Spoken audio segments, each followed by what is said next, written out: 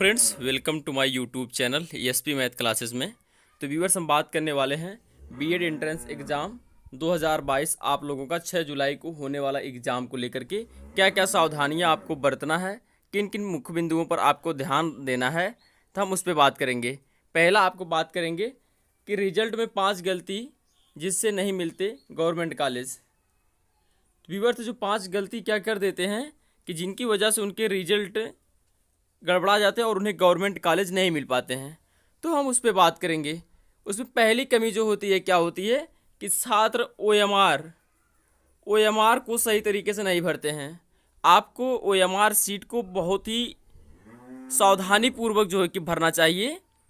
सबसे पहली बात, आपको जब ओएमआर सीट जो है कि इंट्रेंस एग्ज़ाम का आपको जब पेपर मिलता है तो उस समय भरने के लिए कहा जाता है। आपको जो भी चीज़ ना समझ में आए, आप उसको आपके जो भी कक्ष निरीक्षक लगे होते हैं आप उनसे पूछ करके उनकी देख रेख में भरिए और सही ओएमआर सीट भरिए। और दूसरी बात क्या होती है, दूसरी गलती क्या कर देते हैं छात्र, निगेटिव मार्किंग होता है 1/3 का। छात्र बिना समझे पूछे ज़्यादातर क्वेश्चन को अटैम्प्ट कर देते हैं, जिसमें ज़्यादातर उनके क्वेश्चन गलत हो जाते हैं और अच्छे नंबर से नहीं आते, इस वजह से उनको गवर्नमेंट कॉलेज नहीं मिल पाते हैं। और तीसरी गलती क्या करते हैं छात्र, जो उनका सब्जेक्ट वाला पेपर्स होता है, अर्थात जब आपका सेकेंड मीटिंग में पेपर होता है तो उसमें क्या होता है 50 क्वेश्चन रीजनिंग के होते हैं और 50 क्वेश्चन उनके सब्जेक्ट के होते हैं। तो छात्र क्या होता है सब्जेक्ट वाले क्वेश्चन को करने में गड़बड़ा जाते हैं। तो छात्र इस बात को ध्यान में रखेंगे और ज़्यादातर टाइम जो है अपने सब्जेक्ट वाले पोजीशन पर भी देंगे, क्योंकि अधिकतर नंबर से जो गेन करते हैं छात्र, जो फाइट करते हैं वो अपने सब्जेक्ट वाले पोर्शन से ही करते हैं। क्योंकि रीजनिंग में जो 50 क्वेश्चन देते हैं लगभग सभी स्टूडेंट से 45 से 40 से 45 क्वेश्चन के बीच में अटैम्प्ट कर ले जाते हैं और बचता है सब्जेक्ट वाला क्वेश्चन। सब्जेक्ट वाले क्वेश्चन में क्या होता है छात्र ज़्यादातर उसमें तुक्के लगा देते हैं। सबसे बड़ी और तीसरी कमी होती है इनकी। और चौथी कमी की अगर हम बात करें, छात्र ओएमआर सीट को किसी भी तरह का जो ओएमआर सीट उनका जमा होता है, जमा करते समय कुछ छात्र क्या होता है कि ओएमआर सीट पे गलत तरीके से क्वेश्चन का जब आंसर देना होता है तो उसको फिलअप कर देते हैं। आप बहुत ही ध्यानपूर्वक जो है कि सावधानीपूर्वक आपके जिस क्वेश्चन का जो आंसर होगा आपको उसी को भरना है। और पांचवा मुख्य बिंदु यह होता है कि आप निकलते समय आप अपने ओएमआर सीट को कक्ष निरीक्षक को देकर ही निकलें, अन्यथा की स्थिति में आपका ओएमआर सीट जमा नहीं माना जाता है। और उसके बाद हम बात करेंगे पेपर करने का सही तरीका क्या होना चाहिए। जैसे आपका जब एंट्रेंस एग्ज़ाम होता है तो आपका पेपर करने का तरीका क्या होता चाहिए और सरकारी कॉलेज और प्राइवेट कॉलेज के लिए कट ऑफ क्या जारी होता है हम उस पर बात करेंगे। और तुक्का लगाने का सही तरीका क्या है इस पर हम लास्ट में बात करेंगे, ठीक है। तो हम पहले बात कर लें पेपर करने का सही तरीका क्या होता है। तो पेपर करने का जो सही तरीका होता है, पेपर से आपके जो पहला पेपर होता है प्रश्न पत्र 1 होते हैं और प्रश्न पत्र 2 होता है, ठीक है। तो पहले प्रश्न पत्र में आपके क्या होते हैं 50-50 क्वेश्चन होते हैं। तो इसमें क्या होता है 50 क्वेश्चन हिंदी के होते हैं और 50 क्वेश्चन जीके जीएस के होते हैं। आपको हिंदी और जीके जीएस के दोनों ही क्वेश्चन को बड़े ही सावधानी पूर्वक करना चाहिए। कुछ छात्र ऐसा होता है कि शुरू में क्या करते हैं क्वेश्चन से कर लेते हैं और ओएमआर सीट भरना भूल जाते हैं। तो आपको जैसे आप 5 क्वेश्चन 10 क्वेश्चन कर ले जा रहे हैं तो ओएमआर सीट को फिलअप करते रहिए। ऐसा ना आपको करना है कि 50 क्वेश्चन आप अटैम्प्ट कर लीजिए और उसके बाद जो है कि अंतिम लास्ट में जो है कि आप क्वेश्चन ओएमआर सीट भरिए और क्या हो कि आपका ओएमआर सीट आधा भरे थे तब तक क्या हो कि ओएमआर सीट जमा होने लगी, आपकी सीट छोड़ ली गई। तो उसमें क्या होता है आपके पूरा किया गया मेहनत सब पानी में मिल जाता है। तो आपको इस बात को ध्यान में रखना है कि जितने भी क्वेश्चन आप करिए उसको एमआर सीट पर तत्काल जो है कि फिलअप करते हुए आगे बढ़िए, ठीक है। और आपको ये भी ध्यान में रखना है कि जितने भी क्वेश्चंस आप करें उस क्वेश्चन को आप ओएमआर सीट के देख करके ही, जैसे क्वेश्चन नंबर 1 है तो 1 पे ही आपको जो है कि ओएमआर सीट को बना के। छात्र होता है कि क्वेश्चन नंबर 1 करते हैं लेकिन ओएमआर सीट बदलते समय क्या होता है कि 2 पे भर देते हैं या 3 क्वेश्चन नंबर 3 पे भर देते हैं। तो इन सब गलतियों को आपको ध्यान में रखना है, ठीक है।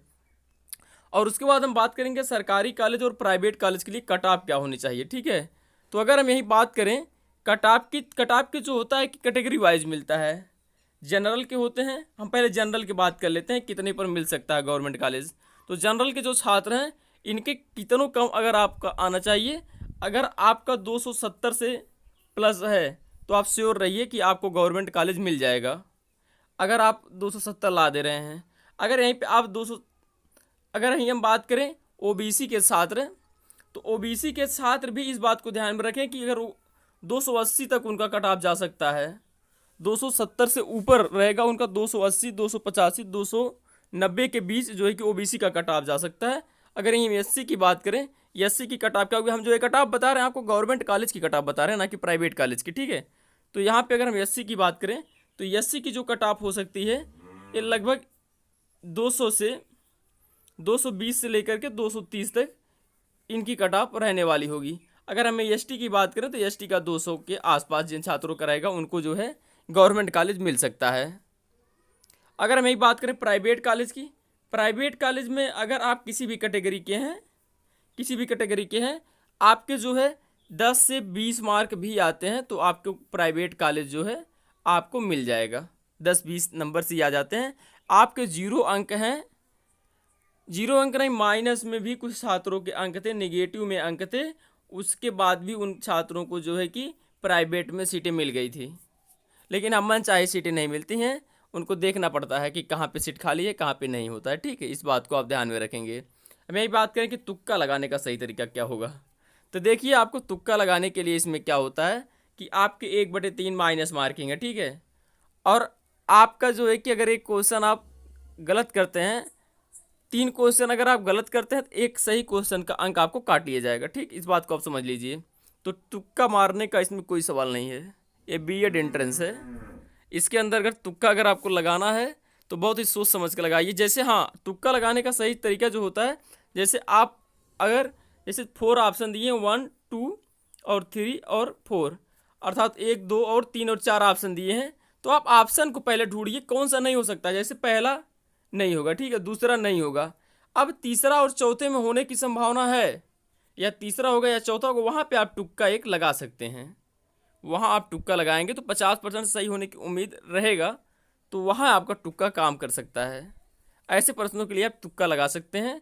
और हाँ, वो भी आपका अगर कन्फर्म हो तभी लगाइए कि यही दोनों होंगे। अगर दोनों में किसी भी तरह का कोई सामंजस्य है तो आप तुक्का एक भी ना लगाएं, क्योंकि नेगेटिव मार्किंग 1/3 होती है, और नेगेटिव मार्किंग होने से रैंक में भी फर्क आता है। आप देखे होंगे कुछ छात्रों का सेम रैंक होता है, जैसे किसी छात्र का 100 अंक था और दूसरे छात्र का भी 100 अंक था, लेकिन इनके रैंक क्या होते हैं, डिफरेंट होते हैं। तो वहाँ पे नेगेटिव मार्किंग देखा जाता है कि छात्र ने कितने क्वेश्चंस अटैम्प्ट करके कितने अंक प्राप्त किए हैं।